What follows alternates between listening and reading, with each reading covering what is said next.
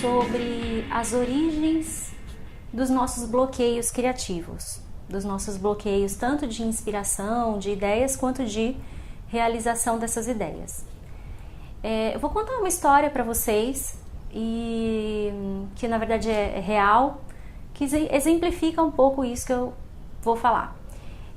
Quando ainda era possível, ainda era permitido utilizar animais nos circos, os adestradores tinham algumas técnicas para adestrar grandes animais, como um elefante, por exemplo. Então, o que eles faziam? Eles pegavam um elefantinho filhote e amarravam uma corda na patinha dele, na perninha dele, e a outra ponta da corda amarravam numa árvore. Aí, o que acontecia? O elefantinho tentava escapar, tentava fugir, fazia toda a força e não conseguia, porque estava amarrado numa árvore. Depois de um tempo, o elefantinho ia crescendo, ia tentando fugir.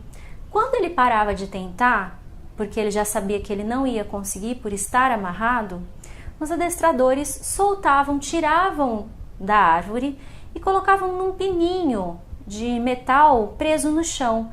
Mas uma coisa bem assim, que qualquer elefante adulto, se quisesse fugir, poderia tirar esse pino tranquilamente da terra.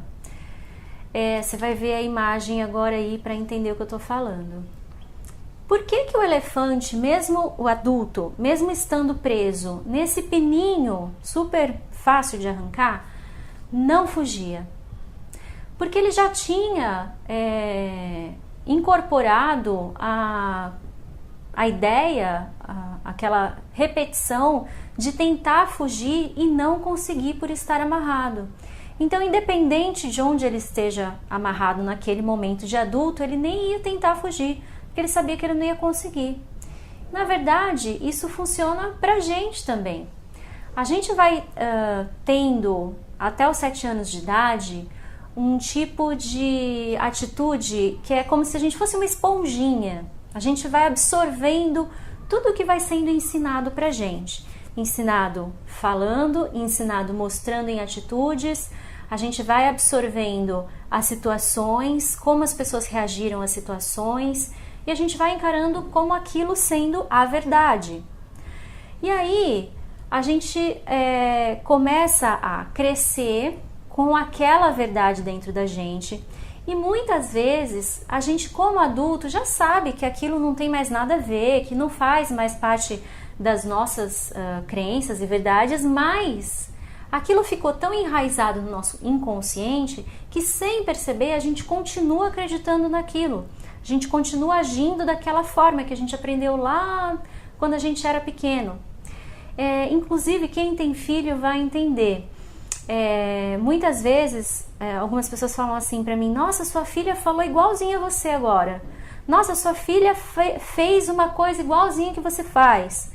Porque os nossos filhos encaram a gente como modelos, como exemplo, como espelhos.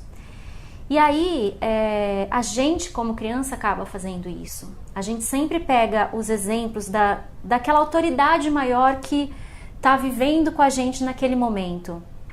Isso pode ser a mãe, pode ser o pai, pode ser a avó, pode ser o professor, pode ser um irmão mais velho, né? A gente pega essas atitudes, esse exemplo, e acaba se espelhando nessas pessoas. Às vezes é ótimo, às vezes não é muito bom, porque o cérebro trabalha com associações. Então é muito comum a gente mesmo fazer isso, né?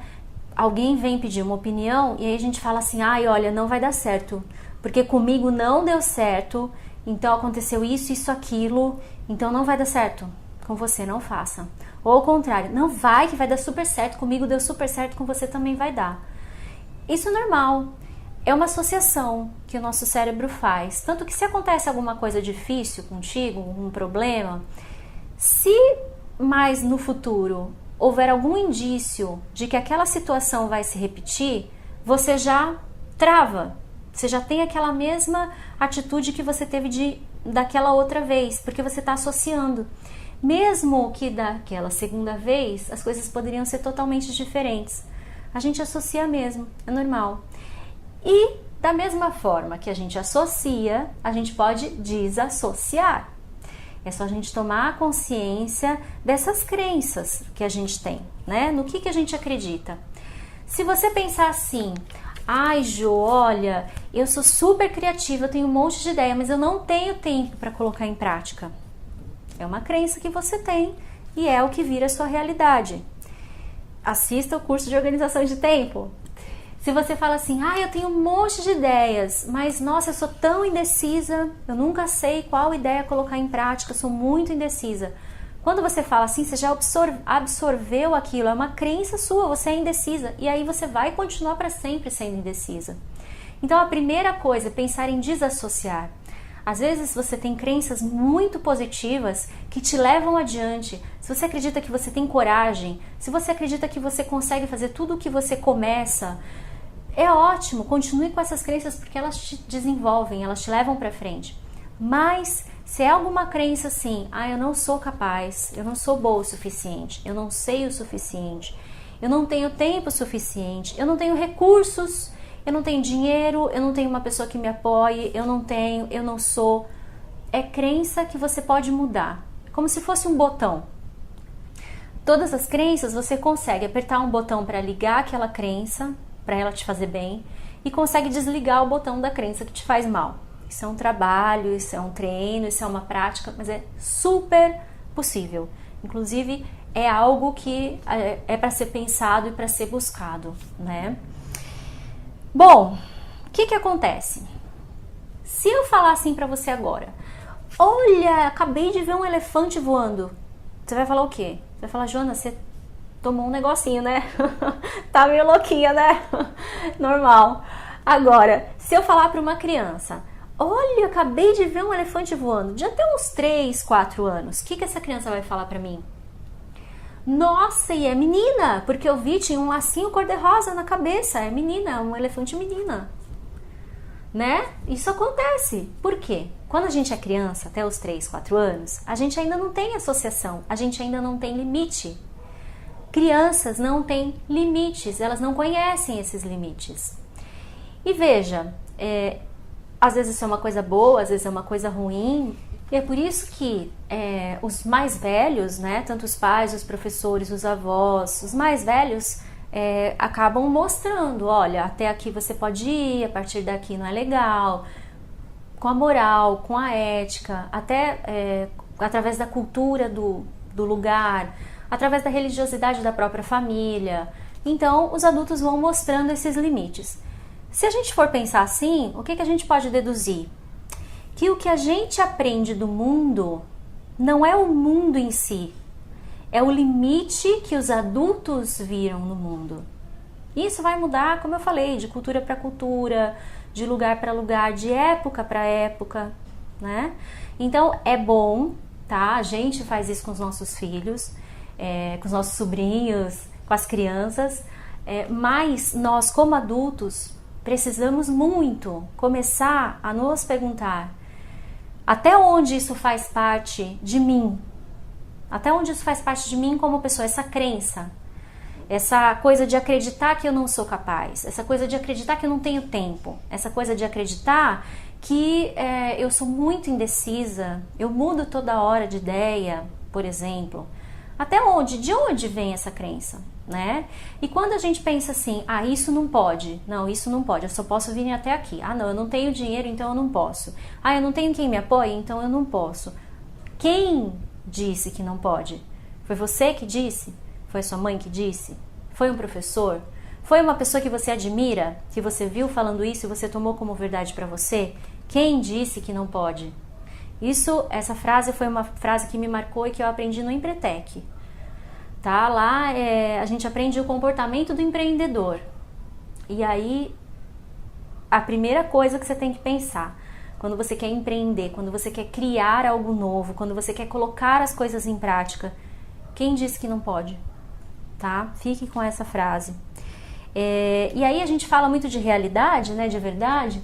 Pensa comigo, 100 anos lá atrás, tá? A gente tá vamos supor, a gente tá em 2020, né? Lá em 1920.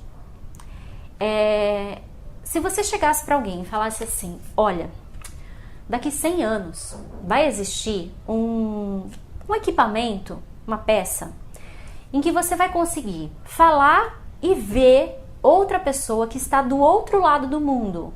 Isso vai caber na palma da sua mão. O que essa pessoa ia falar para você? Você tomou um negocinho, né? Você tá meio louquinho, né? Não ia falar? Com certeza. Gente, não tinha nem televisão em 1920. E olha, em 100 anos, quanta coisa aconteceu. Quantas coisas impossíveis se tornaram possíveis. Então, por que eu tô falando tudo isso? Porque às vezes, essas coisas que parecem impossíveis pra gente, nos limitam. É aquilo que eu falei, quando você tem uma ideia, uma inspiração, você junta um monte de informações. Aquilo passa pelo teu mundo interno, pelas tuas verdades, e aí quando ele volta para o teu consciente com uma ideia maior, você acaba bloqueando. Você pode acontecer isso, de falar, não, eu não vou conseguir. Não, mas isso está meio complicado. Não, isso não vai dar certo. Eu não tenho dinheiro suficiente, eu não tenho apoio suficiente, eu não tenho tempo suficiente. Tudo isso são crenças que muitas vezes não são reais, não são do mundo, são os limites que você aprendeu. Então a primeira coisa é esqueça os limites. Quem disse que não pode? Existe a fase da inspiração e existe a fase da construção, que seria a segunda, exatamente para a gente pesquisar, para a gente planejar, para a gente ter foco, para a gente angariar informações de como fazer. Se está indo por um caminho difícil, tem alguma outra forma de fazer de uma assim mais fácil, né? Não desistir, não simplesmente falar assim, tá muito difícil, eu vou desistir. Eu não vou conseguir mesmo. Eu sou muito indecisa, né? E aí a gente começa a realmente realizar. A gente entra na terceira fase da concretização, né? Bom, e aí contar uma outra historinha. E você pode estar perguntando assim pra mim, Joana, quanta história, né? Pra que tudo isso? Aí é assim, eu te falo o seguinte, que quando a gente sente uma informação, quando a gente vive, quando a gente consegue entender, assim, com a nossa prática do dia a dia, o que a gente aprendeu fica na memória por um longo período. Se eu estiver só falando aqui para você informações teóricas, você logo ia esquecer. Quando eu conto uma história, você consegue absorver, você traz para sua vida, para sua realidade, e aí essa informação fica na sua cabeça muito mais tempo. Então eu vou contar outra história. Eu vou ler. 2 homens estavam discutindo sobre uma flâmula, uma bandeira, que tremulava ao vento. É o vento que realmente está se movendo, declarou o primeiro homem. E aí o segundo homem falou, não, obviamente é a flâmula que se move, é a bandeira que está se mexendo, não é o vento. Um mestre zen, que por acaso passava perto, ouviu a discussão e os interrompeu, dizendo, nem a flâmula, nem o vento estão se movendo, é a mente que se move. E é isso. A gente vai para a próxima aula agora.